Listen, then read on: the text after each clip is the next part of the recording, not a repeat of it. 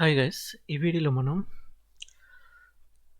Number variables అనేది వాటి గురించి తెలుసుకుందాం అనమాట. నెంబర్స్ వేరియబుల్స్లో ఇంటీజర్ 32 అనే వేరియబుల్ గురించి డేటా టైప్ గురించి మనం ఈ వీడియోలో తెలుసుకుందాం.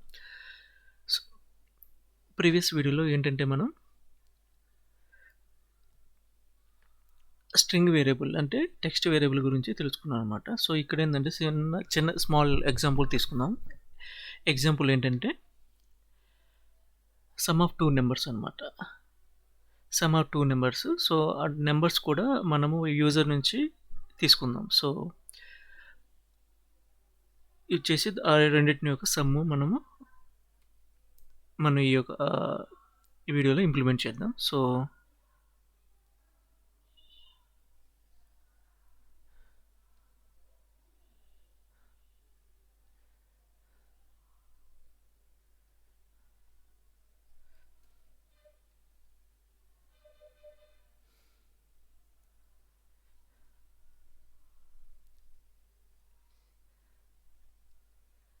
సీక్వెన్స్ యాడ్ చేశాను. ఇక్కడ ఏంటంటే యూజర్ ఇన్పుట్ కాల్ అనమాట. సో యూజర్ ఇన్పుట్ కాల్ కాబట్టి సో ఇన్పుట్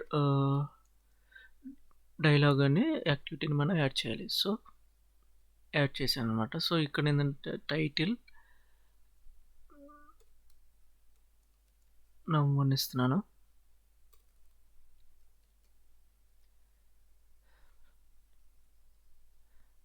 ఇక్కడ వచ్చేసరికి యూజర్కి ఎంటర్ నెంబర్ అని చెప్పేసి అడుగుతున్నా.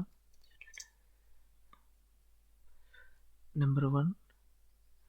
సో వేరియబుల్ వచ్చేసరికి క్రియేట్ చేయాలి. ఇక్కడ మనం ఈ యొక్క నెంబర్ని మనం స్టోర్ చేయాలంటే వేరియబుల్ క్రియేట్ చేయాలి కాబట్టి so control K var underscore NUM num1 తీసుకున్నాం. ఇక్కడ క్లిక్ అని ఓకే. సో ఇక్కడ ఏంటంటే మనకి data type default data variable type అనేది స్ట్రింగ్ అనమాట. సో మనం ఇంటీజర్స్ గురించి చేస్తున్నాం కాబట్టి so data type variable type change చేశాను. సో నెక్స్ట్ వచ్చేసరికి సేమ్ ఇంకొక యూజర్ ఇన్పుట్ కావాలా నెంబర్ 2. So num2 తీసేసుకున్నా. టైటిల్ ఇచ్చేసాను. ఇక్కడ నెక్స్ట్ వచ్చేసరికి ఇన్పుట్ లేబుల్ వచ్చేసరికి ఎంటర్ నెంబర్ 2 ఇచ్చాను. సో నెక్స్ట్ వచ్చేసరికి ఇక్కడ కూడా సేమ్ అనమాట. ఒక వేరియబుల్లో స్టోర్ చేయాలి యూజర్ ఇచ్చిందని. So control K var underscore NUM num2. At the same time మనం వేరియబుల్ టైప్ కూడా చేంజ్ చేయాలి. సో వేరియబుల్ టైప్ కూడా చేంజ్ చేశాను. సో ఇక్కడే నేను ఏంటంటే ఈ రెండిటి ఇన్పుట్స్ తీసుకున్నాను యూజర్ దగ్గర నుంచి. దాని సమ్ అనేది నేను అవుట్పుట్ బాక్స్లో డిస్ప్లే చేద్దాం అనుకున్నాను. సో అవుట్పుట్ అనేది ఇక్కడ మెసేజ్ బాక్స్లో నేను ప్రింట్ చేస్తున్నాను. సో ఇక్కడ ఏంటంటే సమ్ అని ఇస్తున్నాను.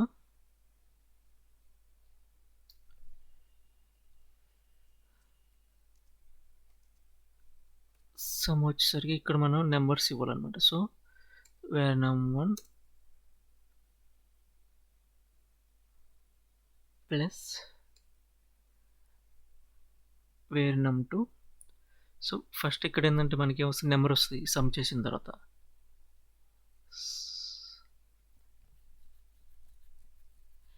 సో సమ్ చేసిన నెంబర్ వస్తుంది. సో నెంబర్ని మనము సేమ్ డేటా టైప్లో ఉండాలి కాబట్టి సో స్ట్రింగ్లోకి కన్వర్ట్ చేయాలి. సో స్ట్రింగ్ అని ఇచ్చాను అనమాట. సో ఇదొకటి. సో మనకేంటంటే ఇక్కడ ఈ ఎక్స్ప్రెషన్ ఇక్కడ ఇచ్చేయగలిగి ఒక as an యాక్టివిటీ తీసుకుందాం. as an యాక్టివిటీలో ఒక వేరియబుల్ని క్రియేట్ చేస్తున్నాను నేను. కంట్రోల్-K రిజల్ట్ అనే వేరియబుల్ని క్రియేట్ చేశాను. వేరియబుల్ ప్యాన్లో ఇక్కడ డేటా టైప్ ఒకటి చేంజ్ చేస్తాను ఇంటీజర్ కాబట్టి. So okay. తర్వాత ఇక్కడ ఏంటంటే వేరే num1 అనేది ఉంది కదా, ఈ ఎక్స్ప్రెషన్ని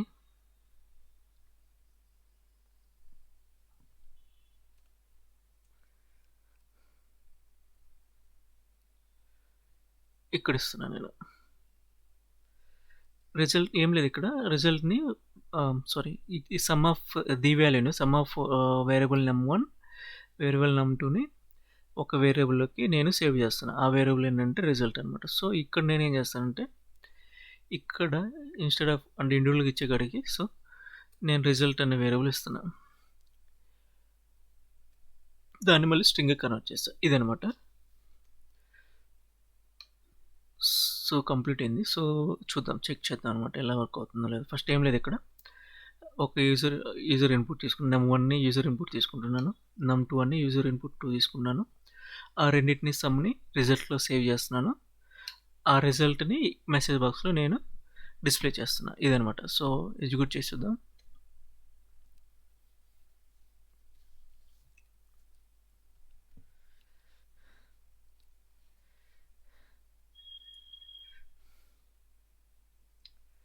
సో num15 ఇస్తున్నాను,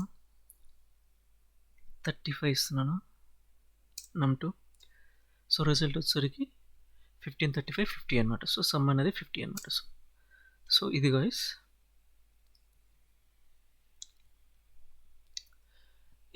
అంటే ఇంటీజర్ 32 ఎలా వాడాలో, అది ఎలా వర్క్ అవుతుంది అనేది ఇదనమాట. So thank you for watching this video.